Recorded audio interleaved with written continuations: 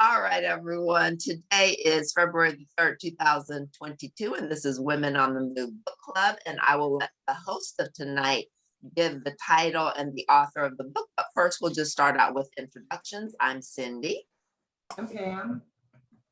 I'm Melody. I'm Sharon. I'm Tammy. And I'm Tiffany. And Tiffany is our hostess tonight. So Yay! I will let her take it away. Tiffany, Thank you get you. to tell our viewers the title of the book, how you chose it, and you are hosting. So the platform is yours. Okay. Well, the name of the book is The Letter Keeper. And I think I'm echoing. Let me turn mine down. The Letter Keeper by Charles Martin. I've been reading him for about a year now, and I really like how he takes real life situations and then intertwines faith in it. And I didn't realize this was a part of a series when I picked it. And I don't know that it was my favorite book by him. Some of my others by him that I really enjoyed, like literally read through them in a whole day and put it down, picked it up the next day and read it again. And I've been mailing them to my best friends. So I like it if I send it out to all my besties. This one was good. I enjoyed it, but it was a little more difficult than some of his other books. So the topic is child trafficking or human trafficking, and the gentleman Marsh that goes out to find them in different situations. So it was a little difficult for me to read. I'm one of those people that likes to think the world is rainbows and butterflies. I know it's not. I know that bad things like this happen. And I'm just grateful that there are really people like him out there saving the people that are being abducted and trafficked. So it was a little hard for me to read. So I hope you enjoyed it. I hope you enjoyed his writing. I like the way he takes and just subtly puts in a little bit of faith here and there. And so that's my book. There's a couple places that I wanted to point out. One was on page 100, and he talks about the girls and the boys that come out of these abductions. And he talks about how their souls are drained and all they have is black behind their eyes. And there's one paragraph in here where they talk about taking them into the picture. I can't remember what they called it, the photo planetarium type thing. Is that what they called it, planetarium?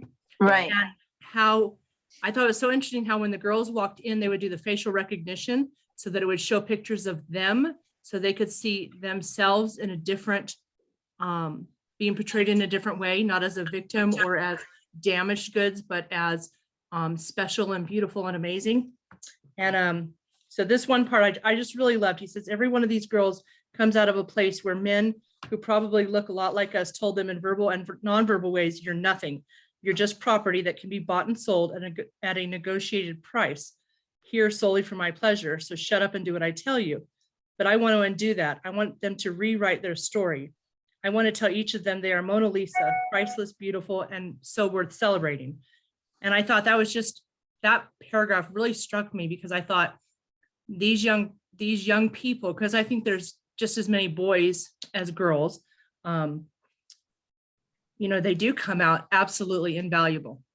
And I thought, what an incredible way for this writer to create a way to make them so special. That probably was my favorite part of the whole book, was that little section right there. So there are questions in the back we can go through. I didn't really write out questions. I wasn't sure exactly how to do that. I have to say, Tiffany, what you just talked about, I loved that as well. It was like, it showed that they were trying everything they could to make these victims feel like they were loved, that they were important, and that they had value in this world because they had been told they didn't. And so you hit on exactly, it was, I just thought how special for them to be celebrated. Right. And I just thought that was such an incredible way. I mean, I wonder if there really are places like Freetown, I'm sure there are. I can't imagine there wouldn't be. But for these girls to just be, to walk into, and I can imagine it being like a big dome and just pictures flying around everywhere, to walk in, then all of a sudden it's just full of pictures of you. Yeah. I think what a way to celebrate them. So did anybody have favorite parts of the book, or what was your opinion on the book? Well, I'm sorry to say I read the wrong book. You did? Oh, no. What did you read, Tammy? What did you read? I read The Water Keeper. That's what I gave you, Cindy. The Water Keeper, not the Letter Keeper. You gave me the letter keeper. Oh. Did I? Yes. Are you sure? I'm I wrote I'm holding it up right here. Okay, well then maybe I got the right book. Yeah, that's it. Okay. Right, Well then you I read the right this. book. Yeah, I Oh, did you- read the book. Mhm, you did. I have written down on the inside, isn't there other books? The Well, water that's what I keeper, said. Tammy, is number one. That's why Right, you and- wrote it down. Oh, okay, so I Yes. did get it right. Okay, so. Yes. And I didn't realize it was part of a series. None of his other books are series. So when I picked this, I thought, oh, this one's new coming out. I'll just pick this one because it's Right. new. It didn't occur to me it was part of a series. So I So, already that got the other ones in my cart. That so was is the it thing. actually the second book? Yes. Yeah. Oh, I Yeah. didn't know that. Well, I Yeah. noticed right away, as I was reading, I thought, I missed something. There's something, Correct. about this that's missing. So I looked to see if there was another book before it, and I noticed that there was. So Yeah. that was Oh. The Water Keeper, and yeah, it was a really good book. I enjoyed it. At first too, I kind of thought, oh, not thrilled about the subject matter, but it really wasn't that bad. I mean, I didn't, Correct. didn't dwell on any of the situations, and so I enjoyed it. I thought it was an exciting book. I had no trouble reading it at all, and I probably took me until the second or third chapter to realize that Gunner was a dog. I was like, Well, oh, it's Gunner. a dog, because he listed it with all these other people, and then later on it was like, he came up as a dog, and but it was just one of those things, that I had a lot more questions after reading it than because I was like, well, who raised Ellie? Mhm. Because they never really, it wasn't him, and it wasn't Marie, I don't believe. So I was like, I don't know who raised her, but she turned out well. You kind of got the feeling that she was raised there in Freetown. Oh, really? Yes, Okay, that's maybe what I. so. That's Yeah. what I thought. Yeah. Yeah. And then I want to know what the things were that Marie did that were betrayal to him. So they never really touched on that, but maybe they did in the first book. Right. I have And, a feeling. I have a feeling. At one point, they talked about there was another person in the picture, and I can't think of the name right now. Yeah, I off thought the about bat. that too, that might be the situation. I feel like at some point they gave him up to what he was doing, like they told Yeah. somebody, and he ended up losing a child or someone because of that. So that's what I got the feeling, that somehow his wife had been a part of that, and that was a huge betrayal for him, because he really was just trying to make a difference. And you can tell what he's done. I have to say, at first when I started reading, I was like, oh man, this is hard. But the other thing is it's so poignant right now. For whatever reason, our school just gave us a training on human trafficking and talked about it because they wanted us to look at it in our schools. And Mhm. something that I hadn't associated it with, Sorry. but was that here in Bakersfield anyways, it is very prevalent at this point in time. And what you often find, and this is actually statistically correct, when you find a mall, more than likely within a certain mile perimeter, you will also find a hustler, because they swipe them from the mall and quickly change their clothes, their attire, to get them ready to move on and to sell as quickly as possible before anybody even notices that they're gone. Mhm. And I had no idea that it was that quick of a turnaround. I had no idea that hustler was involved in that either. I mean, I knew that it was always a, kind of like a, not, I mean, it's somewhere where I guess, I don't know, you go for something, not always what we typically go for, You mean the store hustler? Is that what you're talking about? Yes, the Not store a hustler. hustler, but the No, store. the Oh, store okay. hustler, like, so they've got the X-rated stuff and they've Right. got the adult stores or whatever. adult, that's it. And I was like, what am I trying to say? Anyways, I just had no idea. But when talking with this person, who was giving this training, just showing us things to look for and, to make a note of, if it's, because it is very prevalent in Bakersfield. And Yep. I had kind of heard about it, but I've heard it even more so, especially since the pandemic is starting to kind of come to a more of an epidemic or whatever, that they've just found that this is very, very prevalent right now. So it was kind of, as much as I was hard to hear, at the same time, I was like, okay, I like the fact that I want to hope in the world that there's someone out there who is trying to help these children or these parents or these young women, these young men, get out of a situation like this. Right. I like the book, Tiffany. I have the author. I like the way the story was written, because when Tammy gave it to me, she said it's a hard topic, human trafficking, but I didn't find it hard to read, because Charles Martin doesn't go into the heinous details of what they endured.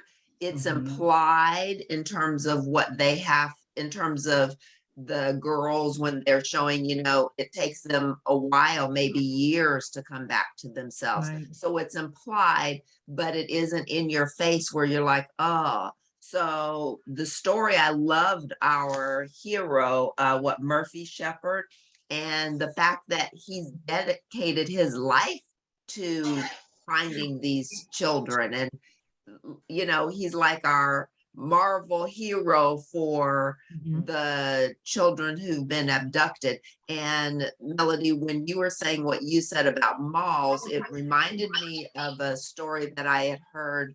Oh, this is a number of years ago, but it was a true story.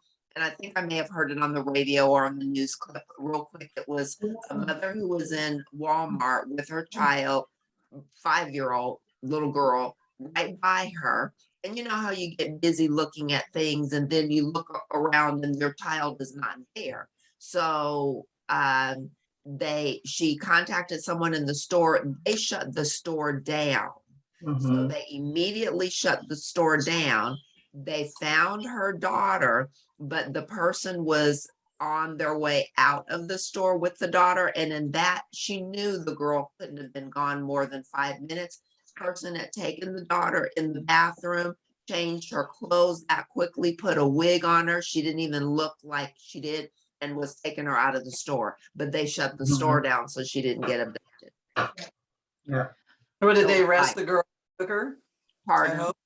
Did they arrest the girl that took Oh, her? I'm sure they did. That's just the clip that they showed on the Right. news, in terms of, saying, beware, watch your children. And, at least they did get the person. Yes. Yeah. Because she That's was able to get her protocol for a daughter. store. That's protocol for any store to shut down if the child comes missing like that. Right. And Melody, Kern County has been named as one of the highest sex trafficking things, and Union Avenue is like a jump off ground for young girls. Really? Yeah. Kern County just started a sex trafficking division here. They didn't have one before. They modeled it off of something in Orange County. There is a young woman here named Des Perkins. She's written a book called Warrior. Her own mother did this to her. Cleaned her up, dressed her up, put perfume on her, stood her at the convenience store by DHS and sold her for drugs, said she was helping the house. Right. It's a true story. She's an intervention counselor at Bakersfield High School. Yeah. Yeah, no, there's so many It's bad. right now, so many stories that have happened. My husband, I think it might have been her that they actually came to their Rotary and talked about Probably this her. as well. And we, Tiffany, not that you want to know this, but right off of Olive and right next to the 99 is actually very well known for that because of how cheap the hotels are right here. And it's because Bakersfield has always been a stop off point. And it's basically a good place to get gas, to do your stuff, and then they keep on moving. And so they do it so quickly. It's just that turnaround time. And but it actually is frightening when you start to think about it. And when I was even reading this book, I was just thinking, man, how frightening for these for just anyone who would have this situation. It just, I don't know. The more I got into it, the more I was like, I actually really enjoyed it. And I could tell that it went on, but I didn't know that it was like in the middle of a series. So. And the third book comes out June of 2022. So. Oh, okay. In a few There you months, go. it says the third book, right? Tiffany, to get back on the book, I did enjoy the book. To me, it was dark, it was difficult. And at one time I stopped and prayed because I have children, I have grandchildren, we have friends, there's family, the children of the world seem like they're picked on. And I'm like, how dare someone, an adult male, want to damage a child like that without just discard them like they're trash after they've used them. So it was difficult for me because just to think about that, granddaughter going to high school, just saw on the next door neighbor where some guy was stopping and groping girls walking home from school, the Golden Valley Ridgecrest area, There's just so many crazies out there for our children. And some of these girls and I wish that I had the money to sponsor a free town or whatever it was called, because it sounds like the strength that they were giving them and the path they were taking, they were starting to get their own strength and their own personality back. And, that's definitely what they need because they have had so much stolen from them. Right. Like the little boy, was it Eddie that worked with the tech? He went in and found him with these men and he brought him back there. The parents agreed to, and they stole him because the dad had the money and they just did what they wanted to him, I wonder if book 3 is going to be about Eddie. I And don't I know. wonder if book 1 is about Bones I thought or about Bishop or Bones. He was a miraculous person. What's that? Bones was it Bones, the guy that trained Right. Yeah, Right. he was something else. He was like, ooh, like a Superman. Yeah, I don't know. How do you be a priest and go around killing people? I That was a know. cover. I'm not Yeah. sure. It's just a cover, Tammy. Definitely, he's killing people that need to be killed, but Yes. I'm not sure about It how was a that cover. works. Well, I thought it was really interesting in the beginning when he had Murphy go, through the priesthood. He had to go through the seminary. Yes. In order Yes. to be this person, you Right. have to do this. And I Yeah. thought that's so interesting. He said, because you have to bring them back to hope. And Thank the only you. way you can, after seeing what you're going to see, the only way you're going to bring them back to hope is through seminary, through the Exactly. Bible, or through, Jesus or whatever. I thought that was so interesting because I really thought about that for a while. And I thought that is so true. I wonder if the real Murphys of the world really do have a basis of faith. How could you not? I mean, how could you not go crazy in your own mind Right. dealing with monsters like that? I mean, I just Correct. can't even imagine. Yes. Yes. So it was rough for me too, Pam. And I mean, when I picked the book, I didn't even read what it was about because I just have enjoyed reading his book so much. Mhm. And had I read what it was about, I would not have chosen this for a book club, especially my first book in with you guys. But I thought it was good. I really do love his writing. And my favorite book by him so far is called Wrapped in Rain. Okay. And so that's one, and it's an easy read. Like this one, his books are kind of easy to read. It's not, super labor intensive, but the Wrapped in Rain is the sweetest book I think I've read in probably 10 years. Just a very sweet book. One of the questions it says is, where did it go that I wanted to ask? Chapter 6 says laughter is a universal sound of freedom. And all I could think of when I read that question was like, the best sound is that belly laugh. You know what I'm talking about? When little kids get that belly laugh and they laugh so hard they can't even breathe, so they snort. And I think, I wonder how long these children, it takes them to come back to that belly laugh. And Pam, I'd say I struggled. I years. prayed a lot through this book too. Yes, years, I would think. And for a child to not be able to laugh like that, you know, what have they endured? And it just, it was rough. That was rough. Yeah, I think I cried more in this book than I've cried in any of the books we've. I'm so sorry. That's all right. No, I mean, it was, you know, I enjoyed the book. It was a good book. It was a good book. My favorite characters were Casey Girl and Gunner. And Those were Gunner, Yeah.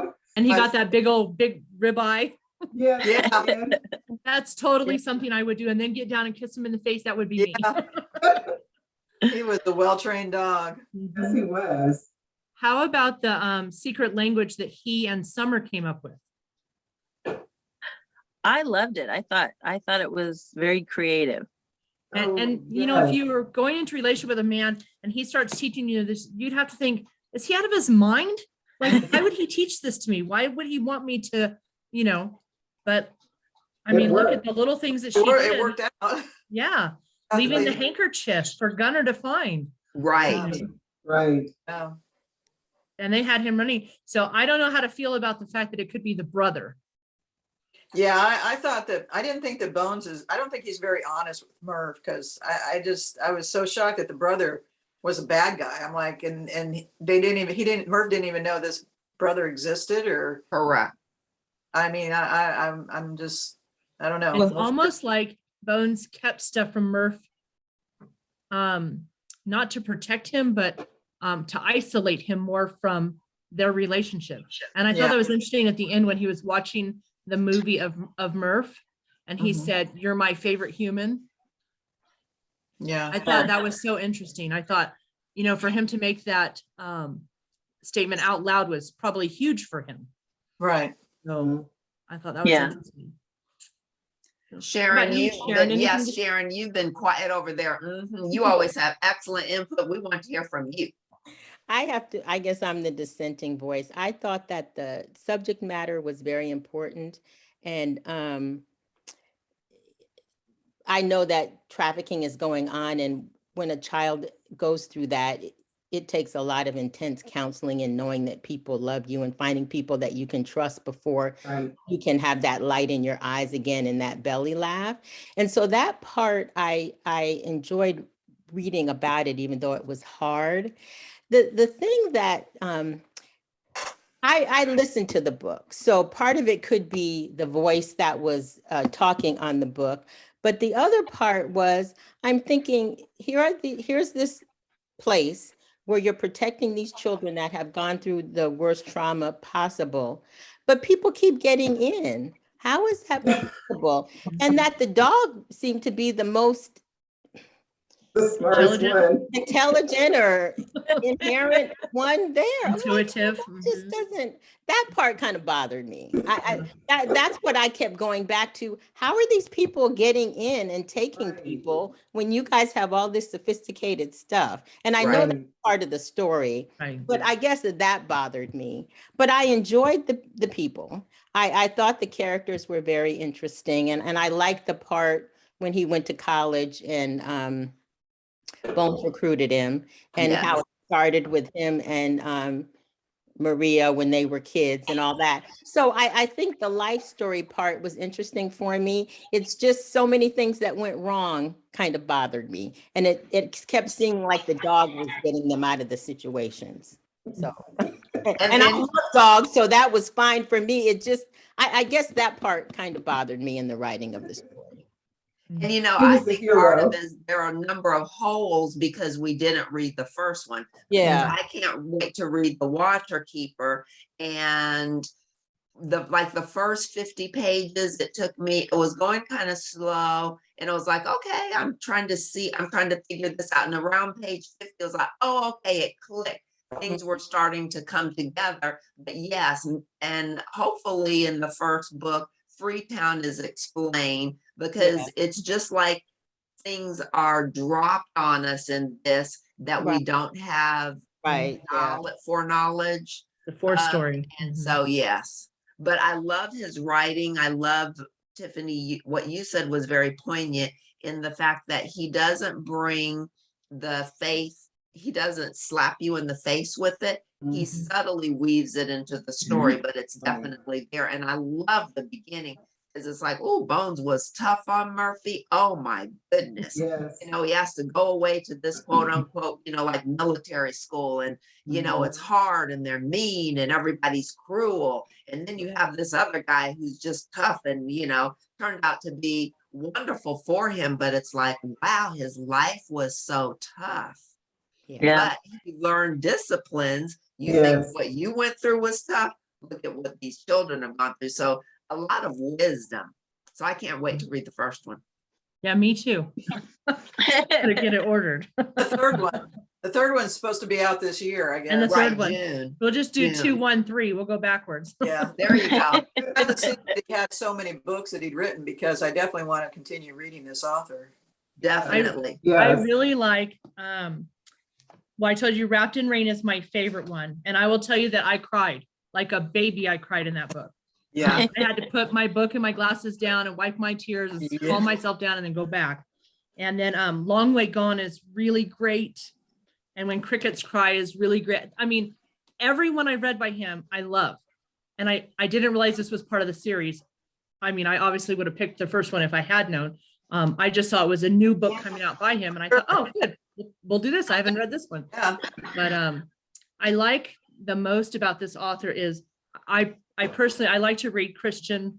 That's kind of my avenue. And I'm kind of burnt out, tired of the old West Christian and the rainbows and butterflies Christian. You know, I mean, I like that he's real world.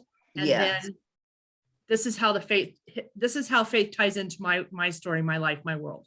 And even, you know, even in this one, they did that because they didn't really preach to you, Mhm. you know, but the faith was there in both of those men, and you could see it every now and again. And I really Yes. love that about this author's writing, and every book of his that I've read has been that way. Awesome. So, well, I'm glad you liked it. I'm sorry it was such a hard subject matter. Oh, no, that's okay. Oh, Did you have always- any other questions for us? Well, I have one more part I want to read and then talk about. It's towards the end. It says, if my life experience has taught me anything, it's this: the wounds of the past carry a lot of weight when it comes to walking into one's future. And if anything can rob you of now, it's yesterday. Mhm. I thought that was so interesting. You know, True. we carry Yeah. those wounds, and you know, whether you had an easy childhood or a difficult childhood, you know, you carry that with you, and it can define who you become. And True. you have to make those choices. And I kind of felt like Correct. that was part of the Freedom Town, is that these kids get to make a choice. They get to choose to heal and come back from what they've experienced and move forward and have an opportunity for a better life. So I really liked that part. That was probably my second favorite part in the whole book. So, Yeah. so that's all I have. You know, the I- last statement you said, Tiffany, it made me think of, we have to live life looking through the front. Bear with me one second. A telemarketing call. I'm trying to hang it up and block the call. We have to live our lives looking through our front windshield and not looking through the rear view mirror. And so many Right. times people are allowing their past and their hurts and their failures to define them. It can't define you unless you allow it. But we've True. got to live. It's like the front windshield of any car is bigger than the back. And you know, we look through that little rear view mirror to see what's going on behind us. But there's such a bright and wonderful future ahead of us. So let that go, because of those hurts and those pains, it's trying to keep you down. So we have Yes. to shake it off.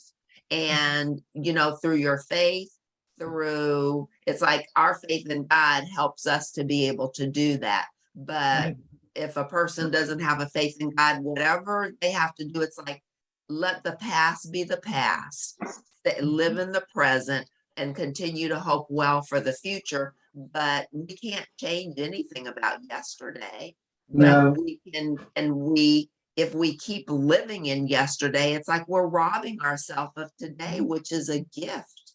Yes. True. There's so much light in the world. I think the Yes. world has so much to offer you, and you can't be defined by mistakes or situations or baggage from the past. And if you do, that's your fault, because it can't.